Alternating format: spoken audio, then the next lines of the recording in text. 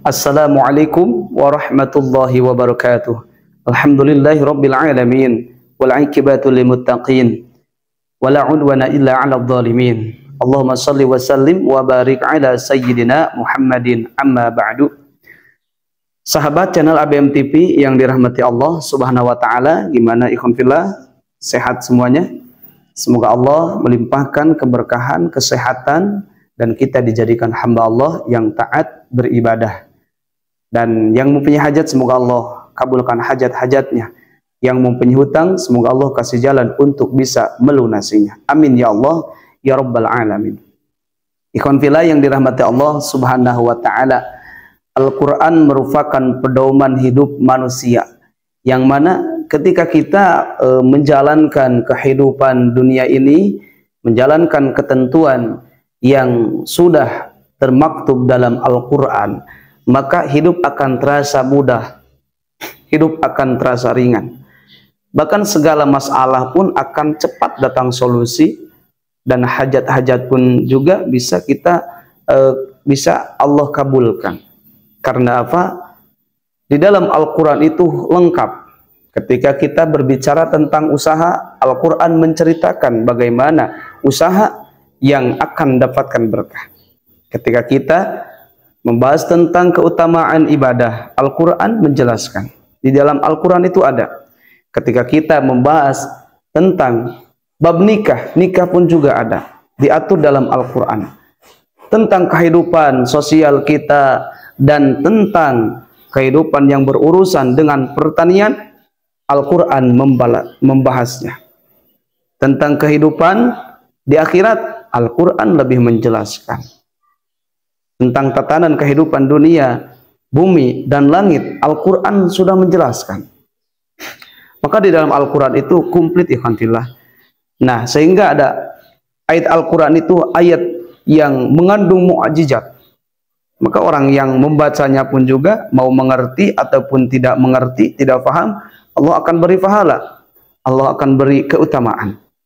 Apalagi kita membaca Al-Quran, tahu maknanya, apalagi ketika diamalkan.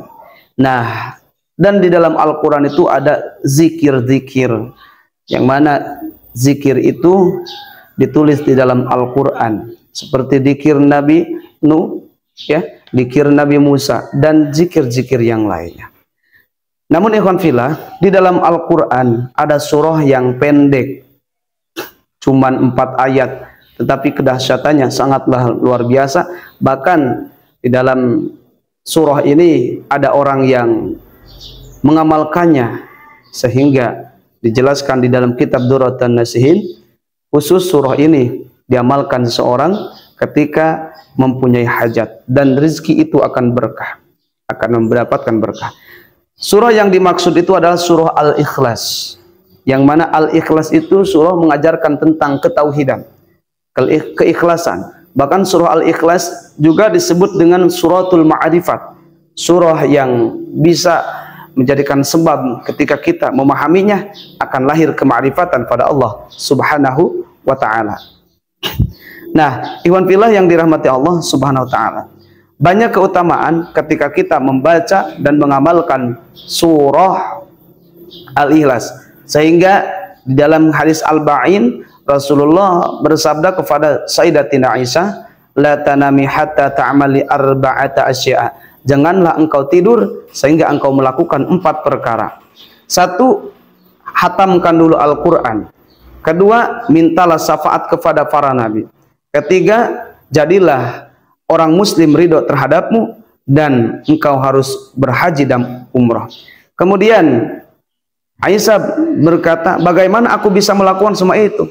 Maka Rasulullah SAW senyum, kemudian Rasulullah menjawab, idza qara'ta qul huwallahu ahad faka'annaki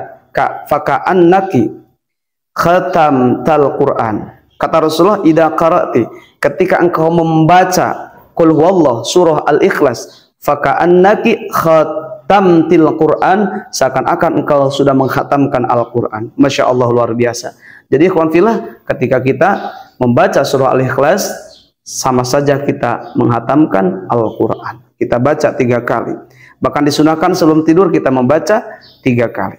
Nah, ikhwan fillah yang dirahmati Allah Subhanahu wa taala. Sehingga orang yang membaca surah Al-Ikhlas, Rasulullah menjelaskan, man qara'a surata qul huwallahu ahad marratan wahidah. Orang yang membaca 1 kali surah Al-Ikhlas, maka Allah akan berikan pahala kamisli ajri mi'ati syahidin, seperti pahala orang yang mati syahid, seperti pahala 100 orang yang mati syahid. Masya Allah, luar biasa ikhwan fillah. Maka dengan itu kita bacakan surah Al-Ikhlas setiap malam. Bahkan ada hikayat ya, di dalam kitab ini dijelaskan ada orang yang mengadu tentang kefakirannya pada Rasulullah SAW. Ana rajulan syaka ilan nabi alaihi salatu wassalam minal fakri. Seseorang mengadu kepada Rasulullah tentang kefakiran, tentang sulit kehidupan, sulit mencari ekonomi. Nah, maka Rasulullah menganjurkan kepadanya, idza dakhalta manzilaka, ketika engkau memasuki rumahmu, faqra suratal Ikhlas, maka bacalah surah Al-Ikhlas. Fa fa'ala dzalika, maka lelaki itu melakukan apa yang diperintahkan Rasulullah. Fa wasa'allahu alaihi rizqa, maka Allah berikan rizki yang luas, sehingga rezeki itu cukup untuk dirinya, cukup untuk keluarganya, cukup untuk tetangganya, cukup untuk masyarakatnya. Masya Allah, luar biasa. Ketika kita sudah mengistiqomahkan, apabila kita masuk rumah, maka bacakan amalan surah Al-Ikhlas 1 kali, insya Allah rezeki itu akan dilancarkan oleh Allah Subhanahu wa ta'ala, dan rezeki itu akan cukup untuk kita, cukup untuk keluarga kita dan tetangga kita. Artinya orang tersebut akan diberi kekayaan oleh Allah Subhanahu wa ta'ala. Tapi ingat ikhwan fillah, ini adalah amalan. Kita harus menjalankan yang satu, yaitu ikhtiar. Ikhtiar usaha, berdagang, berjualan, ataupun apa yang lainnya. Nah, ketika kita menjalankan syariat dan hakikat syariatnya, kita berusaha, hakikatnya kita amalan-amalan, minta kepada Allah Subhanahu wa ta'ala, maka insya Allah Allah akan berikan yang terbaik untuk kita. Nah, ikhwan fillah yang dirahmati Allah Subhanahu wa ta'ala, itulah amalan surah Al-Ikhlas ya. Ketika kita mengamalkannya, insya Allah Allah akan berikan rezeki yang berkah, yang halal, yang melimpah. Semoga kita memilikinya dan bisa mengamalkannya. Billahi hidayah wa taufik. Wassalamualaikum warahmatullahi wabarakatuh.